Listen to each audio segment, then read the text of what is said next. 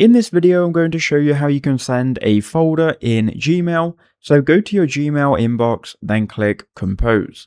Then go ahead and enter in a recipient address, a subject, and a message. Once you've done that, you then need to prepare the files. So my files are on my desktop, so they're in a folder here. Now, if we try and upload this folder to Gmail, it's not going to work. I'll just show you what happens. So we can go to the attachment icon and click Attach Files. You can then go ahead and find the folder, but you'll notice if you double click on it, it just goes inside the folder.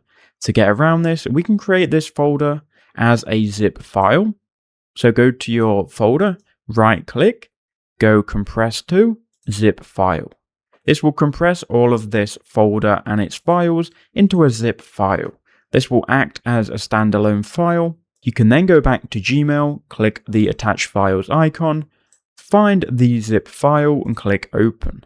If the file is larger than 25 megabytes, it will be sent as a Google Drive link, but you can go ahead and upload it this way, then click send. It's going to ask who you want to share it with. If you've put the correct email, then you can make these an editor, and they'll be able to then edit and download these files and then click send. There you go, you've now sent the email. You can view the message and the other person will be able to click on this file. It will then redirect them to Google Drive, where from here they can go ahead and download it and see all of the files. Thank you for watching.